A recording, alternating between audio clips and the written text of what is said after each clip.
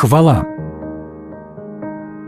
Как уже было сказано, эти три обращения к Богу человеческого духа – благодарение, хвала и поклонение – дают нам возможность соединиться с тремя различными аспектами Божьей природы. Благодарением за все доброе и хорошее, что Он делает для нас, мы подтверждаем Божью доброту. Восхвалением, правильным ответом на Его внушающее благоговение величие, мы признаем Божье величие, и затем поклонением мы признаем Божью святость. Мы остановимся подробнее на восхвалении, и лучше всего начать с Псалма 47, 2 стих. «Велик Господь и всехвален во граде Бога нашего, на святой горе Его». Итак, наше признание величия Бога – это восхваление Его величия. Другими словами, наше восхваление должно быть в пропорции к Его величию, что значит, оно должно быть безмерным. Мы никогда не сможем исчерпать до конца силу и возможности восхваления. Чем больше мы славим Бога, тем больше мы признаем Его величие. Мы видели уже, когда говорили о благодарении в 99-м псалме, что благодарение – это первый шаг или этап в нашем обращении к Богу. Восхваление же – второй шаг. И благодарение, и восхваление имеют для верующего очень важный психологический эффект. Если мы приходим к Богу с большими просьбами, которые кажутся очень тяжелыми и сложными, чем больше мы благодарим Бога за то, что Он уже сделал, тем легче нам поверить Ему, что Он выполнит наши дальнейшие просьбы. Но если мы не придем с благодарностью, у нас не будет психологического укрепления нашей веры. Давайте взглянем еще раз на Псалом 99, 4-5 стих. «Входите во врата Его со славословием, во дворы Его с хвалою, славьте Его, благословляйте имя Его». И я не думаю, что для кого-нибудь будет очень утомительным повторить три неизменных причины для благодарения и восхваления Бога. «Ибо благ Господь, милость Его вовек и истина Его в род и род». Почему бы не произнести вслух эти три причины прямо сейчас, как выражение нашей веры? «Ибо благ Господь, милость Его вовек и истина Его в род и род». Теперь давайте скажем: «Благодарим Тебя, Господи». Это пример практического применения выученного урока. В книге Исаии, 60 глава, дано описание города Бога, города, в который мы можем войти только через спасение и кровь Иисуса. В Исаии 60:18 дано очень красивое изображение этого города. «Не слышно будет более насилия в земле твоей, опустошения и разорения в пределах твоих». Мы можем прийти в место присутствия Божьего, где насилие и разрушение всего лишь слабое эхо, и которые нереальны в присутствии Божьем. И как же мы попадаем туда? «Будешь называть стены твои спасением и ворота твои славою». Стена, которая окружает присутствие Бога, – это спасение. Но все ворота имеют одно название – слава. Другими словами, если вы хотите проникнуть за эти стены, через какие ворота вам надо пройти? Правильно, через ворота славы. Нет славы – нет прохода. Это единственный путь в присутствие Божье. Если вы переживаете трудные времена и вам трудно славить Бога, попытайтесь уделить время чтению псалмов. В еврейском оригинале Библии слово «псалмы» означает «славословие». Псалмы – самая длинная книга в Библии, уделяющая славословию много места, как важному элементу откровения о Боге.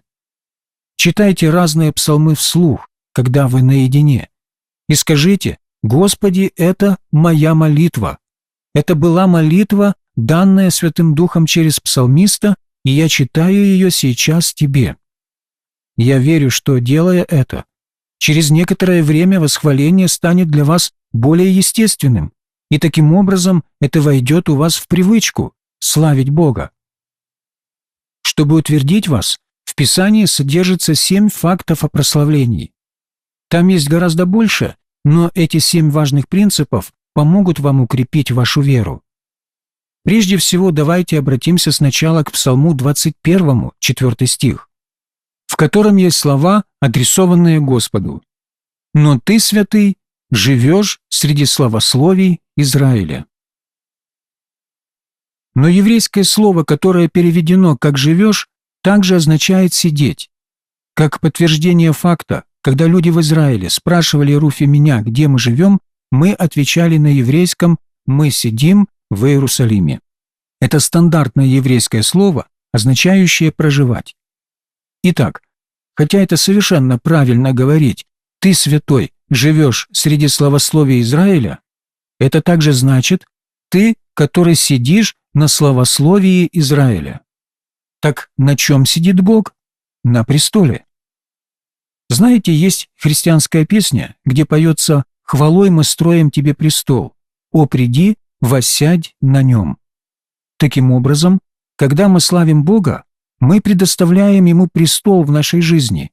С этого момента, когда бы вы ни собирались вместе и не начинали славить Бога, представьте себя, что вы предлагаете Иисусу престол в своей жизни, чтобы Он воссел на нем.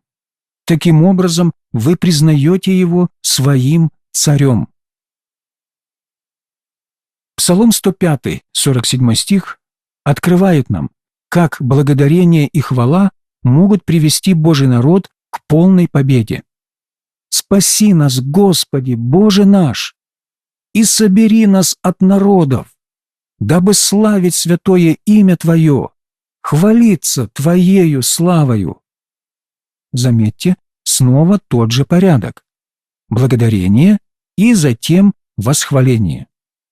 Когда мы славим Бога, мы стоим в славе. В древней культуре Рима и древнего мира это не достижение победы, это празднование победы, которая уже достигнута. Следовательно, когда мы славим Бога, мы не просим Его о победе. Мы отмечаем факт, что победа уже достигнута. Мы присоединяемся к ее триумфу. Павел говорит во 2 Коринфянам 2:14: «Но благодарение Богу, который всегда дает нам торжествовать во Христе». Торжество – это празднование победы, во время которого победоносный генерал провозился по улицам Рима в колеснице, запряженной белым конем, и весь народ стоял по сторонам или на тротуарах, восхваляя его. И все пленники, все враги, которых он победил, шли за ним в цепях. Где мы стоим в этом изображении? Нас не ведут в цепях. Мы даже не на тротуарах, прославляя его. Мы едем прямо в колеснице, и славословие – это шаг в колесницу. Третий библейский факт о славословии содержится в Псалме 29 в 12-13 стихах. Я пережил реальность этого псалма лично в 1975 году, когда я потерял мою первую жену. Это было тяжелейшим переживанием в моей жизни. Я хочу сказать, что стих 12 очень правдивый. Это действует. «И ты обратил сетование мое в ликование, снял с меня вретище и припоясал меня весельем». И следующий стих дает нам причину, для чего Бог сделал все это. «Да славит Тебя душа моя, и да не умолкает. Господи Боже мой, буду славить Тебя вечно».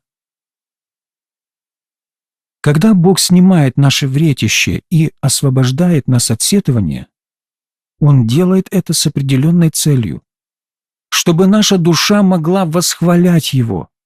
Что же такое слава? Не размышляйте, потому что я дам вам ответ прямо из Писания.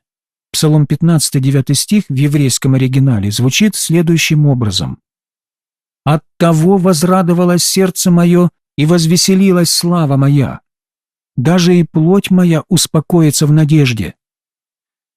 Множество различных версий переводят это по-разному. Но в Деяниях 2:26 апостол Петр, вдохновленный Духом Святым, обращается к Псалму 15, 9 стих, разъясняя слово «слава».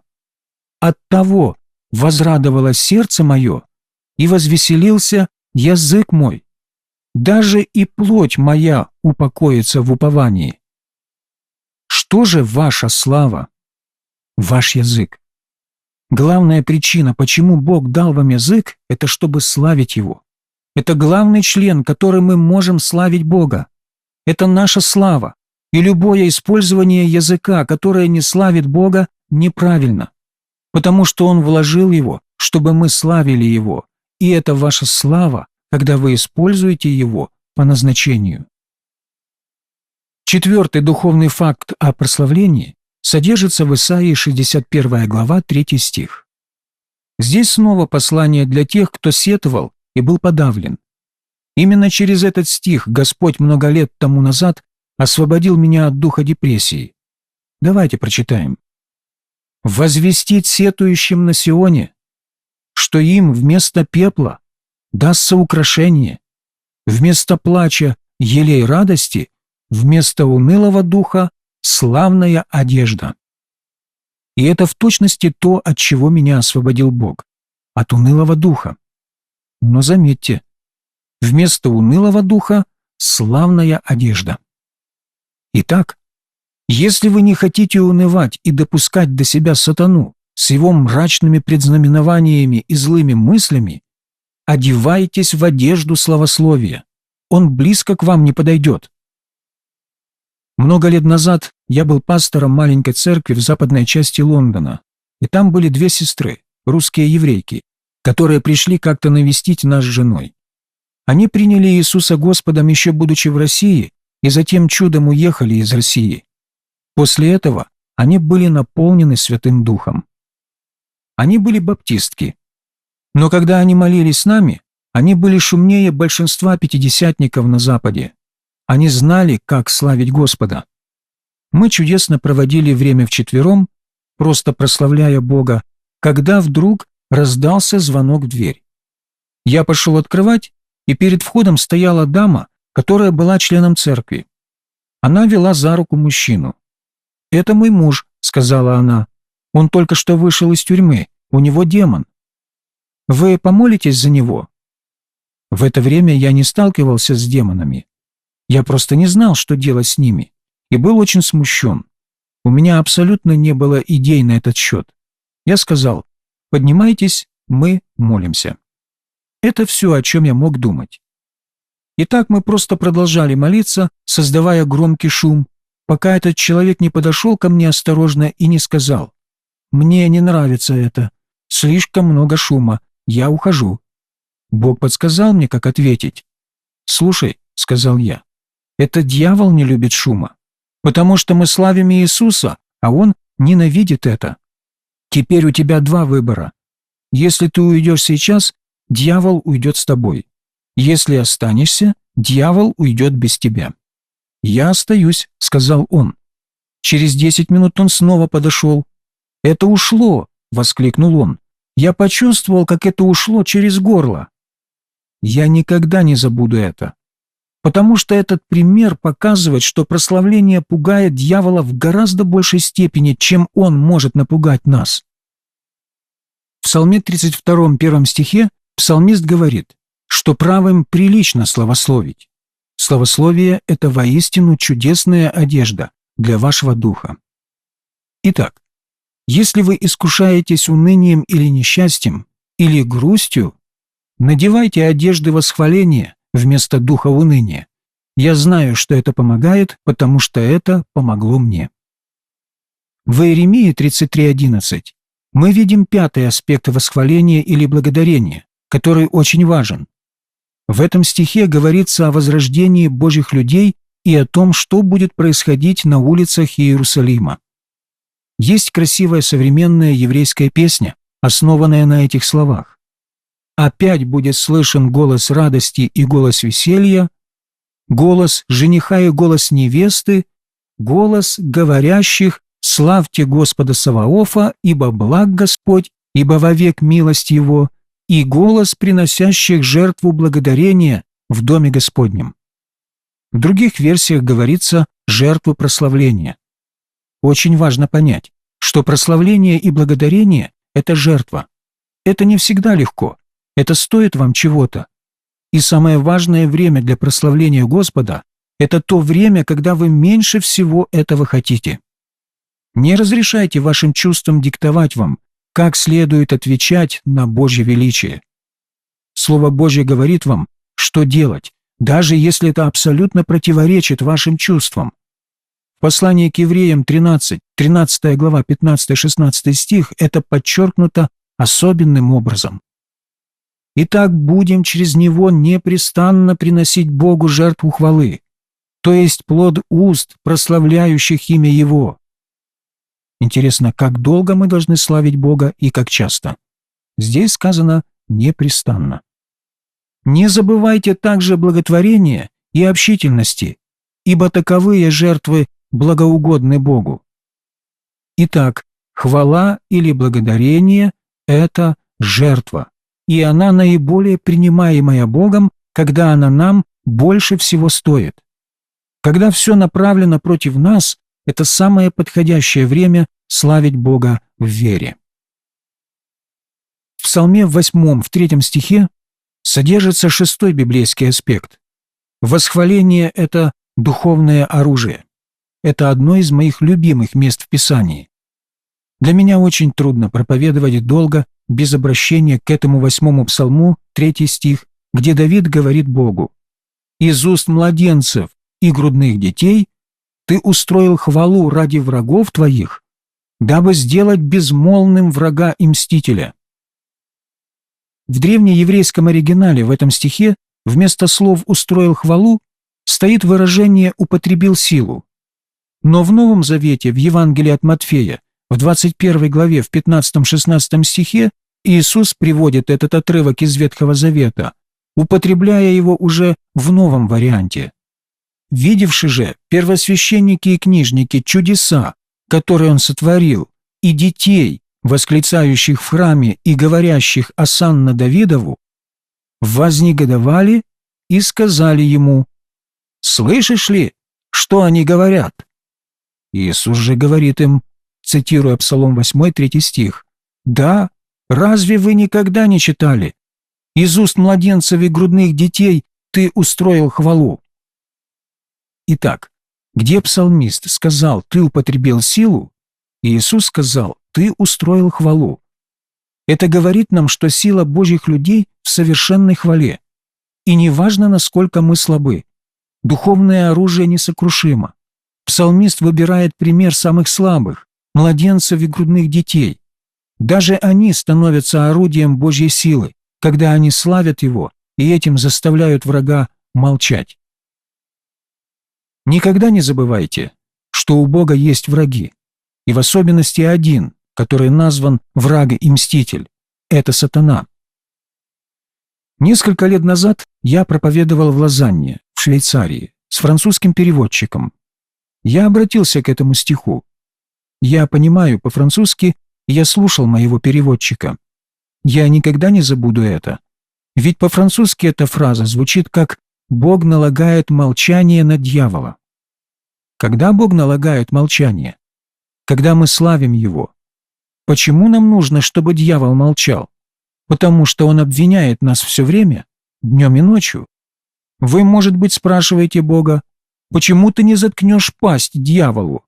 Бог отвечает: «Потому что я дал вам оружие, которым вы можете сделать это».